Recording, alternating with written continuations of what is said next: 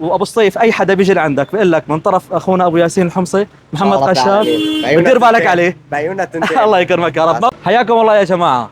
هالزلمه ابن هالحلال ابو الصيف عمل معي موقف نبيل وموقف طيب والله. لاحكي لكم تفاصيل على السريع. انا كنت مضطر على السياره كثير يا جماعه، فاخونا عرض علينا سيارته، هاي مفتاحها، عرض علينا سيارته قال يا اخي امسك قضي حاجتك. فانا والله كل فكره يعني انه مثل مبدا استعاره كذا الى اخره. عملت حالي ورحت، فبتفاجئ بعد ما بدي ارجع له السياره طلع اخونا بأجر سيارات، والزلمه مثل ما بيقولوا اثر اجره السياره على انه يخدمني فيها. فالله يجزاك خير يا ابو الصيف، ما قصرت ابدا والله، مشكور كثير كثير.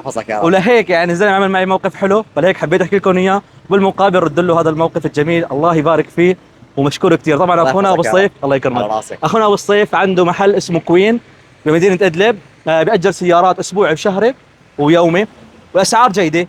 وابو الصيف اي حدا بيجي لعندك بيقول لك من طرف اخونا ابو ياسين الحمصي محمد قشاش، ودير بالك عليه. بعيوننا تنتين. الله يكرمك يا رب. موقع محله يا جماعه جنب المركز الثقافي، بين المركز الثقافي ومطعم الاندلس بمدينه ادلب. حياكم الله والله يجزاك الخير، وهي مفتاح سيارتك، مشكور كثير على الخدمه. الله يجزاك خير يا طيب، الله يحفظك يا رب حبيبي.